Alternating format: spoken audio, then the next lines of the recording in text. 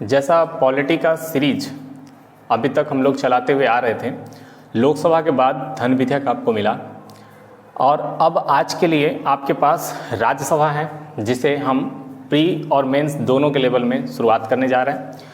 नमस्कार दोस्तों, मैं संतोष कुमार झा आप सबका स्वागत करता हूं निश्चय पॉइंट के यूट्यूब चैनल पर। हम आपके लिए राज्यसभा लेके आए हैं जो भारतीय संविधान के अनुच्छेद 80 में है, जिससे प्रतियोगी परीक्षाओं में विशेष प्रकार से प्रश्नों को कूट वाले में, सुमेलित करने वालों में, इन सब तरीके से प्रश्न पूछे जाते हैं, जिसमें मेंस में भी नोट्स लिखने के लिए आता है। इस तरह के टॉपिक को एक विशेष ध्यान देकर अच्छे प्रिपेयर होकर एक अच्छा नोट्स बना के प्रिपेयर करने की आवश्यकता होती है। आइए स्टार्ट करते हैं। आज राज्यसभा का जितना भी संबंधित प्रश्न हैं उन सब को हम एक बाय एक क्रम तरीके से देखते हुए चलेंगे और सॉल्व करेंगे। सबसे पहले हम भूमिका देख लेते हैं कि आज हम राज्यसभा में क्या पढ़ेंगे। राज्यसभा में सबसे पहले हम राज्यसभा के गठन और प्रक्रिया को पढ़ेंगे। आज आपका टॉपिक है राज्यसभा, जो अनुच्छेद 80 में है, 80 में 79 से संसद स्टार्ट है, ये बात आपको याद होगा। 80 में है और भाग 5 में इसका वर्णन आपको मिलता है।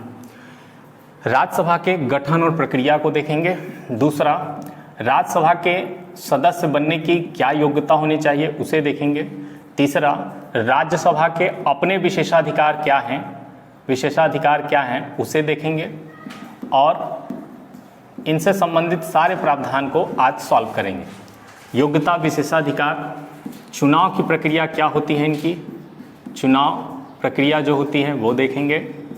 इसके बाद राज्यसभा के सीटों की संख्या कितनी है और इसके क्या प्रावधान रखे गए हैं उसको देखेंगे, सीटों की संख्या। राज्यसभा से संबंधित अन्य प्रकार की और जो जानकारियाँ होंगी वो आपको मिलेंगे यहाँ। इन 5-4 महत्वपूर्ण बिंदुओं पर हम आज चर्चा करेंगे और विशेष रूप से राज्यसभा को कंक्लूड करने का एक अच्छे तरीके से आपको समझाने का मैं प्रयास करूंगा। आइए राज्यसभा स्टार्ट करते हैं। सबसे पहले राज्यसभा का गठन की बात अगर करते हैं तो राज्यसभा का गठन 1952 में हुआ था, जिस समय राज्यसभा का नाम राज्यसभा न होकर राज्य परिषद था।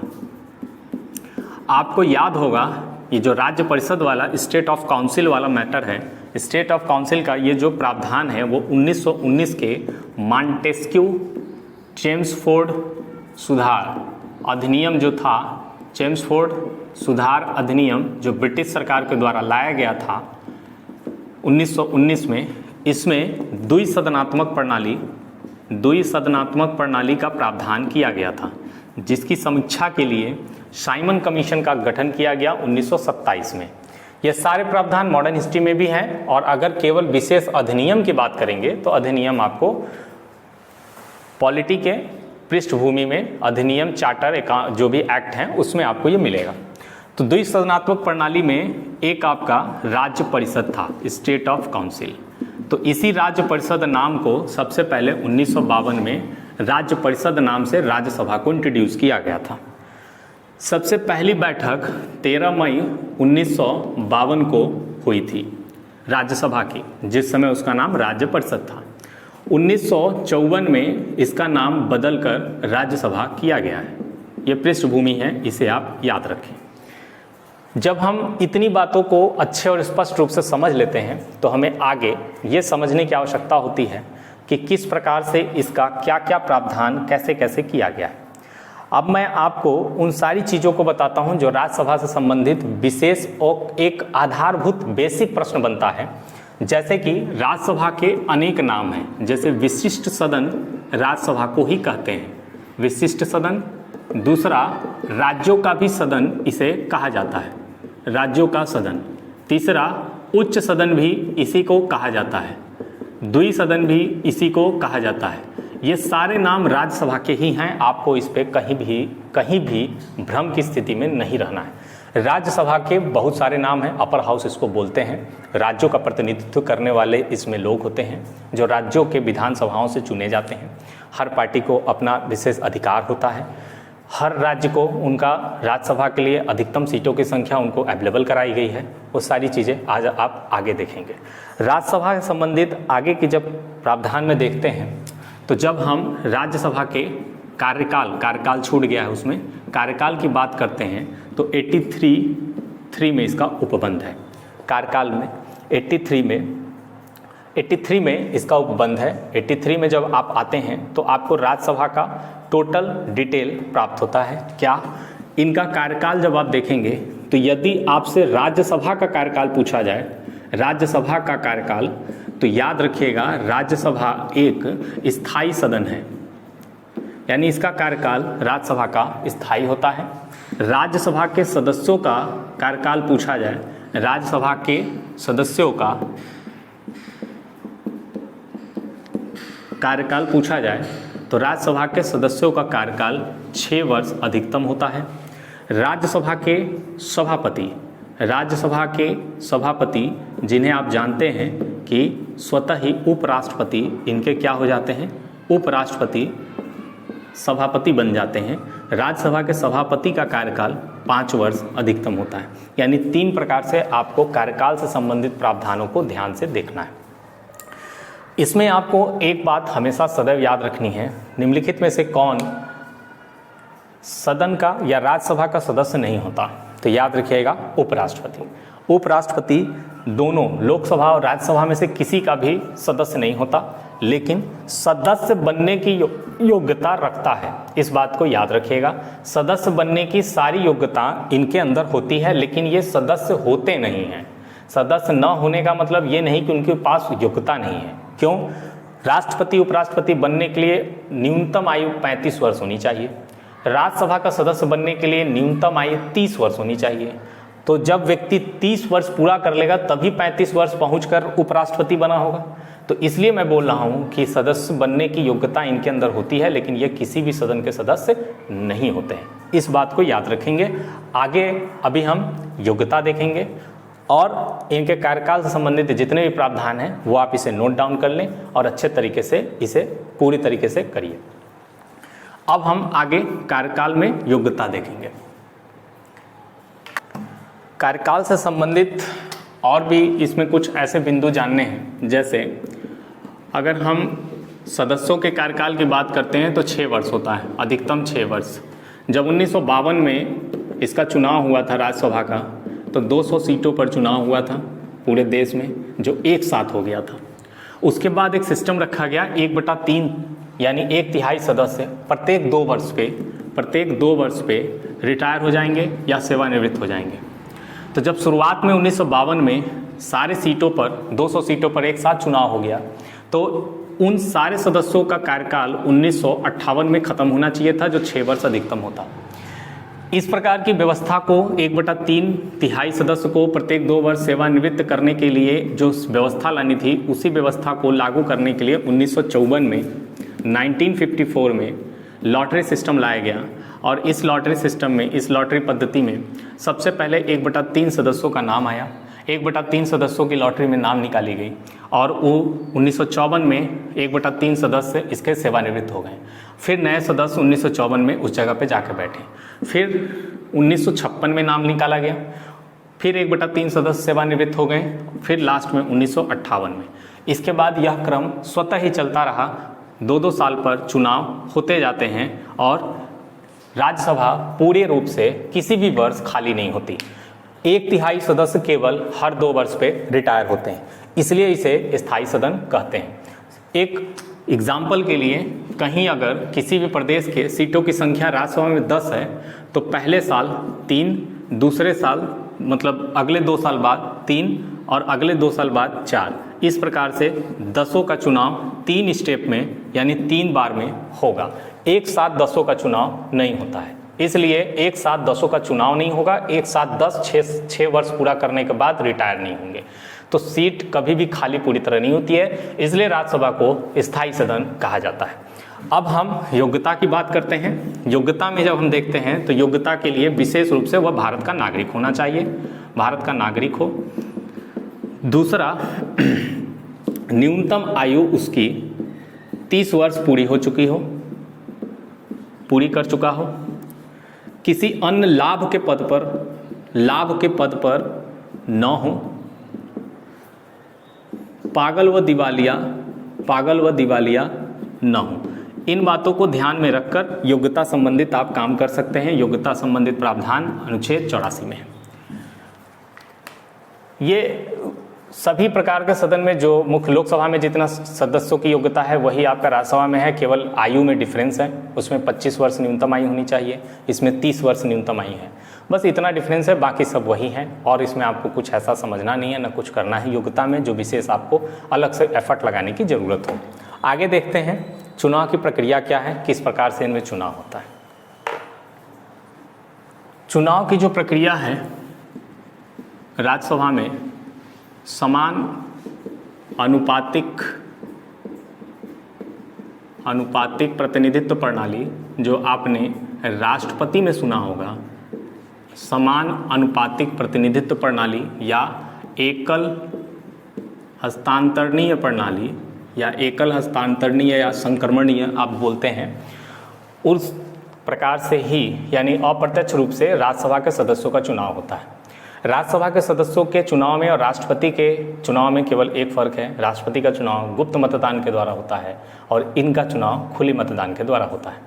यानी अपनी पार्टी अपने सदस्यों को ये बात बताई रहती है कि हमारे पास जो 3 या 4 कैंडिडेट हैं उनमें से हमें आप लोग को किसे चुनना है, इसलिए ये खुली मतदान प्रक्रिया है। एकल हस्तांतरणीय समान अनुपातिक प्रतिनिधित्व प्रणाली, अगर आपको विशेष रूप से वरीयता क्रम प्रेफरेंशियल को वोटिंग सिस्टम इसको बोलते हैं, यानी जो भी व्यक्ति चारों में से चुनेगा, एक को पहले नंबर पे रखेगा तो दूसरे को तीसरे को दूसरे नंबर पे भी रखेगा। यानी यदि यह व्यक्ति इस सदस्य के पद पर नहीं जा पाता है तो उसके अनुपस्थिति में किसे आप दूसरे नंबर पे रखना चाहते हैं कि ये बंदा चला जाए अगर वो नहीं जा सकता है। इसी को इस पे समझना है आपको। यदि आप इसे विशेष रूप से समझना चाहते हैं तो आपको इस वीडियो के डिस्क्रिप्शन में लिंक मिल जाएगा राष्ट्रपति का। राष्ट्रपति में मैंने इस पूरे सिस्टम को अच्छे समझाया है, वीडियो बड़ा ना हो इसलिए मैं इसे स्किप कर रहा हूँ। आगे देखिए, विशेषाधिकार की जब बात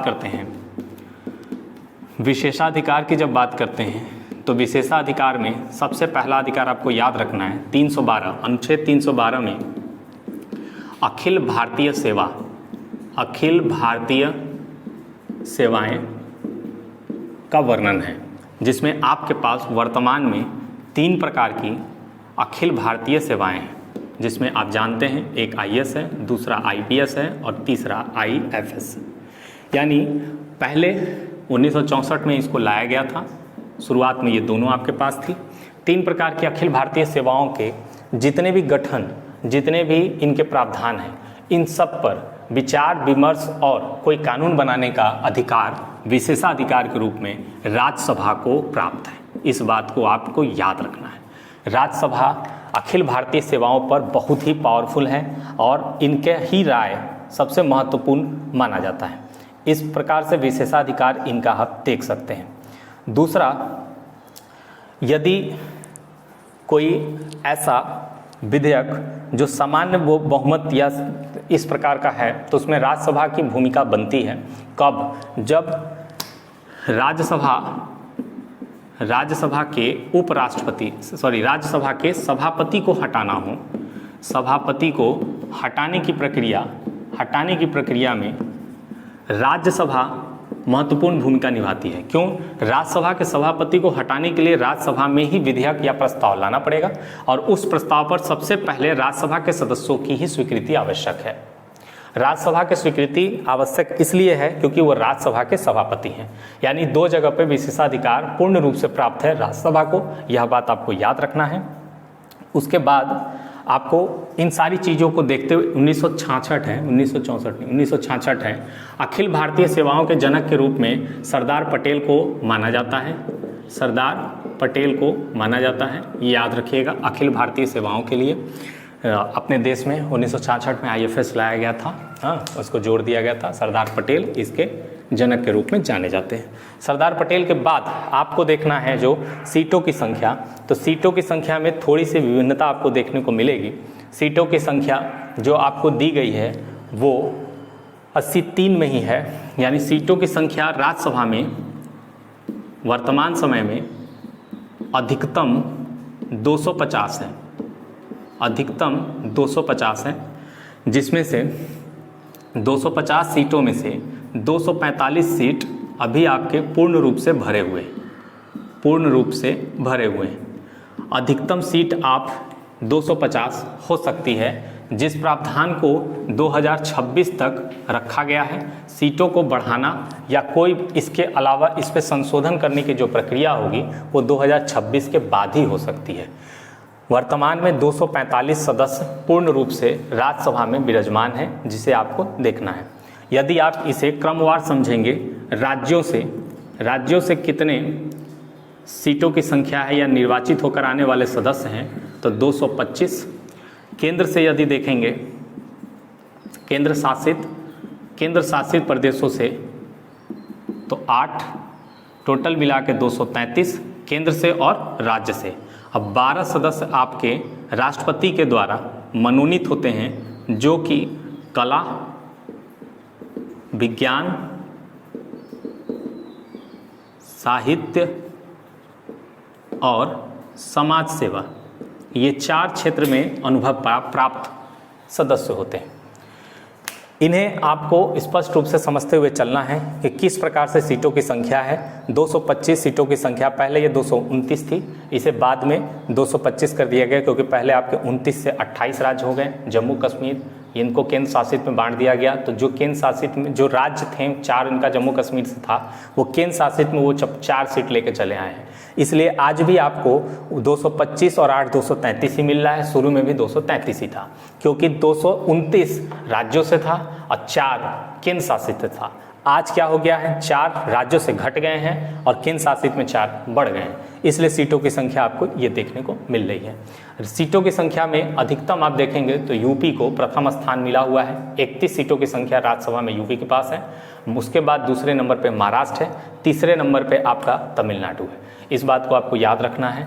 पहले नंबर पे आपका यूपी है 31 सीटों के साथ, महाराष्ट्र आपका 19 सीटों के साथ और तमिलनाडु 18 सीटों के साथ तीसरे नंबर पे है। आगे अब देखते हैं, तो अगर आप इसको बांटेंगे 8 को, तो आप बांट सकते हैं।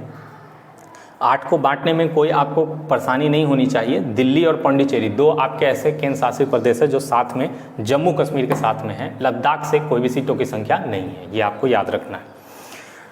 अब हम आगे देखते हैं, तो हमें ये देखने को मिलता है कि जितने भी विशेषाधिकार संबंधित, सिविल सेवाओं संबंधित जो भी प्रावधान थे, वो सारे प्रावधान हमने इसमें डिस्कस कर लिया। ये सभी राज्यसभा से जितने भी महत्वपूर्ण बिंदु हैं, इसे आप एक क्रमवार तरीके से समझ लीजिए। राज्यसभा राज्यों से विधानसभाओं से चुन के आते हैं। विधानसभा के सदस्य इनके वोटर होते हैं।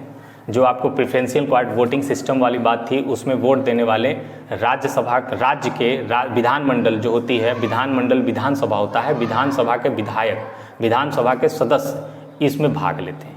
ये बात आपको याद रखना है। वोटर इनके वही होते हैं। और खुली मतदान प्रणाली है। खुली मतदान प्रक्रिया के द्वारा इनका चुनाव होता है। सारे महत्वपूर्ण बिंदुओं को एक अच्छे तरीके से नोट डाउन करते हुए एक अपनी प्रतियोगी परीक्षाओं में राज्यसभा संबंधित जितने भी प्रतियोगी परीक्षाएं MCQ क्वेश्चन आए हुए हैं, उन सबको आप सॉल्व करें और निरंतर अपनी प्रतियोगी परीक्षाओं की तैयारी में लगे रहें। इसी शुभकामना के साथ धन्यवाद।